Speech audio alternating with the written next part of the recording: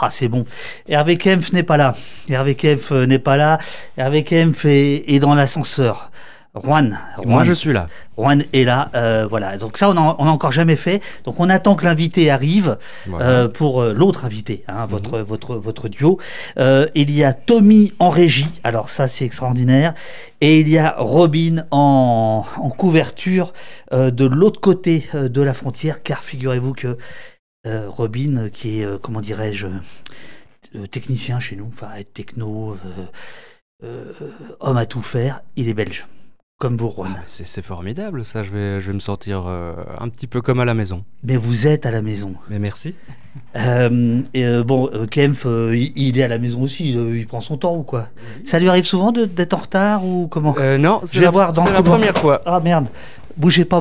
C'est la première fois qu'il est en retard? Oui, première fois. Il faut une première fois à tout. Il n'est pas en retard quand il va dans des chaînes d'infos. Tiens, non, il n'est pas en retard. Voilà, on est en direct, monsieur Kempf.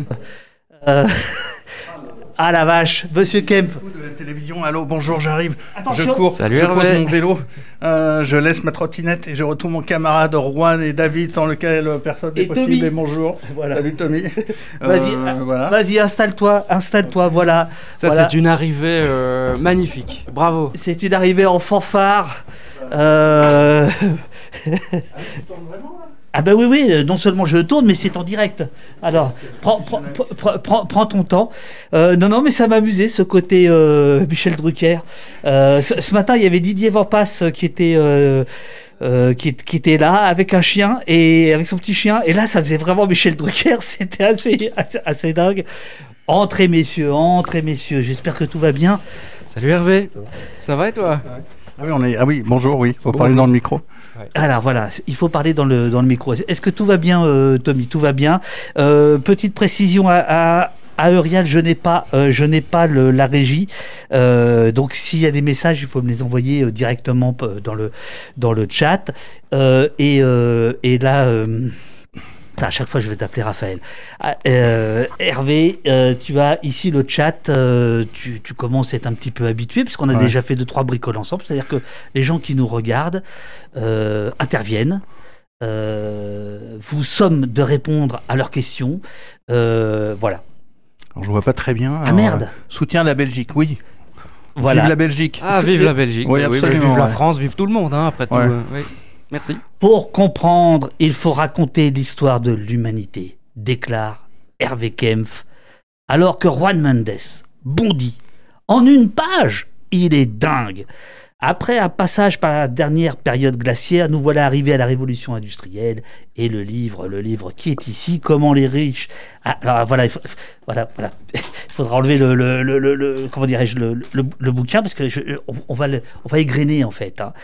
Comment les riches ravagent la planète. Après ton best-seller, traduit en 12 langues, Comment les riches détruisent la planète, c'était en 2007. Maintenant, ça devient Comment les riches ravagent la planète. Il y a une petite graduation quand même, une petite montée. Tu ajoutes, voilà, toi, le fondateur de Reporter, tu ajoutes à ton titre Comment les en empêcher. Hein, et comment les en empêcher. Voilà qui nous permet de passer de l'éco-anxiété, de l'éco-angoisse, comme dirait Alain Deneau, bien connu de nos services, qui était sur ce fauteuil il y a quelques jours, en éco-espoir. Messieurs, c'est le dernier stream de la semaine, je suis ratatiné, j'espère que vous êtes en forme, j'ai besoin de votre concours. Comment ça va ? Ouais, ça va bien, à fond là. Le vendredi, t'oublies d'abord, c'était la semaine de 4 jours cette semaine, puisque lundi on n'a pas bossé, et donc c'est l'avenir quelque part. Donc ça va, j'espère que Juan va bien, ça va ? Mais moi ça va très bien, j'ai pris mon petit métro, mon train, mon autre métro, je suis arrivé à l'heure, je suis content, donc et je suis là. Donc je suis très content. Question justement de Robin, donc notre infiltré belge. Est-ce que c'est mieux la taille du chat comme ça ? Le chat a été avant. Ouais. Bonsoir messieurs, j'ai l'impression d'être chez l'ophtalmo. Oui, Vive la Terre, oui, d'accord, bonsoir Merci, au poste, Robin. salut. Je prononce pas son nom parce que c'est tarif-du6 C13H116CNO. On est en plein dans le monde dystopique de l'avenir. Et la taille du chat est mieux comme ça. Merci beaucoup, The State Runner. Super pour les bigleux. Voilà, merci beaucoup. Bon alors, Juan, tu es illustrateur pour Reporter. Hervé, tu es donc fondateur de Reporter, le quotidien de l'écologie, hein, c'est comme ça que vous appelez, et vous permettez de faire des semaines de 4 jours, c'est absolument formidable, vous êtes raccord avec vos idées. En fait, on respecte le code du travail qui dit grosso modo qu'on ne travaille pas le 11 novembre. Hein. En fait, on respecte le code du travail, donc maintenant, ça devient extraordinaire. Mais c'est vrai que le gouvernement pré-fasciste qu'on a au pouvoir en ce moment voudrait enlever un jour férié. Ils ont tout balayé, tous les projets de taxation sur les riches qui étaient absolument raisonnables, et ils disent non, il faut qu'on supprime un jour férié et qu'on travaille pour payer tout. Ouais, mais là tu mens, le 11 novembre, nous envoyions des emails pour caler le rendez-vous. Le 11 novembre ? Oui, il me semble. Ah, tu connais la date des emails que tu t'envoies que nous envoyons. Vraiment, c'est au poste, hein, ça rigole pas. Ils ont des dossiers sur nous. Toi, c'est le code du travail, moi, c'est le code du code. Voilà. Bon, alors, tu vois, je considère que, comme je suis salarié par Reporter, ouais. Le lundi, les jours fériés, j'ai le droit de faire des choses pour moi. C'est-à-dire, je ne travaille pas pour soutenir ce livre, qui est quand même une petite entreprise privée, à mon boulot, tu vois. Tu vois comment je me rattrape aux branches un petit peu. C'est pas mal, aux branches. Bien joué, c'est bien fait tout ça. Ah non, je montre pas la dédicace très gentille que vous m'avez faite. Alors voilà, je voudrais. Alors, est-ce qu'il s'agit de la mise en bande dessinée de ton livre, de ton best-seller ou pas du tout? Non, je crois pas. Il y a des éléments, mais il y a des éléments qui reviennent de comment les riches détruisent la planète. Mais c'était en 2007. Et depuis, il s'est passé quand même beaucoup de choses. Les accords de Paris, les jeunes, Greta Thunberg, les riches sont devenus plus riches qu'à cette époque-là. En 2007, Facebook avait 3 ans, ou 4, enfin voilà. Donc il y a quand même pas mal de choses qui ont changé, n'est-ce pas? Absolument, Juan Mendes. Oui. Non, mais en plus, 1, ça a changé, et 2, c'est pas une adaptation, c'est vraiment une concaténation d'autres choses, et 3, c'est un vrai travail en commun. C'est-à-dire, c'est pas j'ai été voir Juan, salut, est-ce que tu veux faire une BD, et je lui envoie le truc, et voilà, ça a été un vrai travail en commun. Il bouleverse, en tout cas, il change totalement le ton par beaucoup d'humour, par ses mises en situation. Et c'est vrai que ce qui a été, moi j'ai eu beaucoup de plaisir à le faire, je crois que Juan aussi, c'est qu'on discutait beaucoup, quoi. On s'envoyait des idées, on s'envoyait des trucs. Et moi j'adore le travail en coopération, voilà. Et puis par ailleurs, en gros, c'est quand même la base de l'argumentation de comment les riches ravagent la planète, avec notamment le pivot de la question de la rivalité ostentatoire. Mais on a aussi intégré, comme le dit Juan, tout ce qui s'est passé depuis, et notamment une mutation du capitalisme importante, avec le renouvellement du paradigme capitaliste, qui est vraiment quelque chose que j'ai expliqué dans Que crève le capitalisme, et qui est un élément nouveau depuis 2008-2010. C'est-à-dire que depuis 10 ans, il s'est vraiment passé quelque chose. Outre les éléments qu'a rappelé Juan, qui sont vraiment importants, notamment le mouvement climatique et des jeunes, après, dont Greta Thunberg est le symbole, mais c'est vraiment pas une individu, c'est un mouvement global. Donc en effet, la bande dessinée ou roman graphique, qu'est-ce que tu préfères, Juan? Pour moi, bande dessinée, c'est très bien. C'est une bande dessinée. Roman graphique, c'est un terme qui... Déjà, c'est pas vraiment un roman, c'est pas vraiment une fiction, donc... BD, c'est bien. Alors, c'est presque votre balade socratique. Vous discutez tous les deux. On voit Hervé assez souvent avec ses petites lunettes, hein, qu'il n'a pas là ici, donc difficulté pour lui de lire le chat. C'est effectivement un dialogue où tu poses des grandes questions, et Juan est très embarrassé parfois. Ah oui, on va raconter l'humanité, on va raconter le capitalisme en une page, hein, par exemple. Comment vous avez travaillé? Après, on va effeuiller le livre, mais comment vous avez travaillé concrètement? Tu dis, c'est pas simplement j'ai envoyé des trucs et puis Juan a adapté, parce que effectivement, le livre a le cynisme nécessaire pour qu'on se marre, alors qu'en fait, on se marre contre nous-mêmes. Hein, c'est-à-dire qu'on se marre de notre propre faim, notre propre mort, d'une certaine manière, non? En même temps, on se moque d'eux, parce que Arnaud est un personnage totalement ridicule. Enfin, Juan l'a trouvé, mais tu regardes Arnaud en détail, ce qu'on a fait, parce que pendant 1 an, quand même, on a vécu avec Arnaud, Bolloré, Elon Musk, François Pinault, Jeff Bezos, tous ces gens-là. Et en fait, quand tu les dépouilles de leur puissance apparente, ils sont totalement ridicules, notamment Arnaud. Mais en plus, toi, je veux pas parler pour Juan, mais il y en a qui se dessinent plus ou moins bien, et lui, c'est vraiment le... Oui, disons que tous ces personnages ont un énorme potentiel comique. de par cette espèce d'exubérance, de luxe, c'est presque des shoots, ils se shootent au luxe. Et oui, on a envie d'un peu se moquer d'eux. Et donc, en ça, il y avait quelque chose dans lequel je me suis complètement, on sait tous les deux d'ailleurs, complètement investi. C'est-à-dire, comme quand il y a le roi de Thaïlande qui est immensément riche et qui fait un deuil de 4 jours national parce que son chien est mort, qui est un petit caniche qui s'appelait Froufrou, je crois. Fufu, ah oui. Fufu. Vous avez échappé à une page. J'ai voulu intégrer une page qui illustrait toute la peine que nous avons vécue. Oui, je crois qu'un moment de silence quand même. Oui. Pour 4 jours. La semaine de 4 jours. La semaine de... Non, donc voilà, il y a un dessin qui n'est pas dans la BD, mais parce qu'on pouvait pas tout mettre malheureusement, mais oui, Fufu, c'était un truc qui nous a beaucoup fait rire, oui. Alors, on va venir aux riches d'aujourd'hui, parce qu'évidemment, notamment, il y a celle qui a ou celui, je sais plus, qui a un yacht dont la douche est capable. Oui, c'est pas mal, c'est aussi de verser du champagne.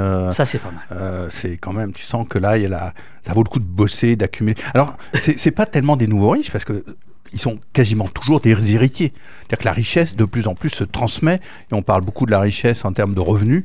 En fait, la richesse du patrimoine devient de plus en plus importante, et la majorité d'entre eux ont toujours été héritiers à un moment ou à un autre, et simplement, ils ont amplifié leur capital, leur patrimoine, et après, ils vont transmettre. Par exemple, notre ami Arnaud, qui est vraiment...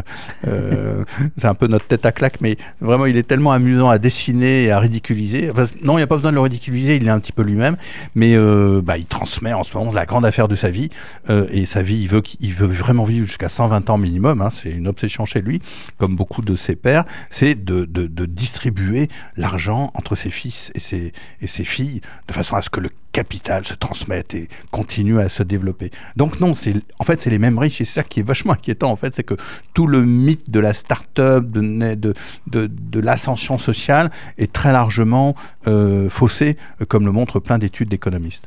Alors, Juan n'a pas répondu à ma question. Comment vous avez travaillé tous les deux?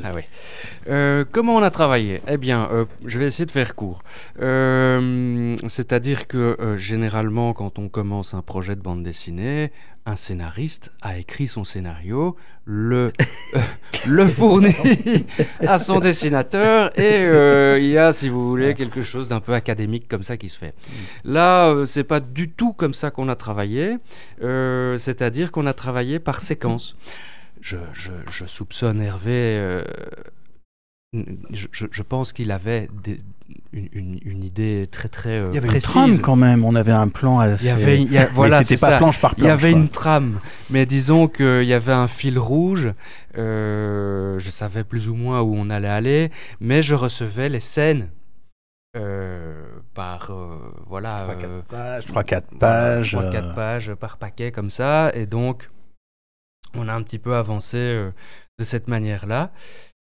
Ce qui finalement est assez amusant. Parce qu'il y a toujours une petite surprise, c'est un peu comme la petite souris, où on ne sait pas trop ce qui va nous tomber dessus, va me tomber dessus, et puis hop, je découvre le scénario de 3-4 pages, et voilà. Et dans les deux sens, parce que souvent, moi, je lui proposais des images pour accompagner, et puis il transformait complètement, et je recevais Hervé, tiens, je t'envoie les dessins, qu'est-ce que t'en penses?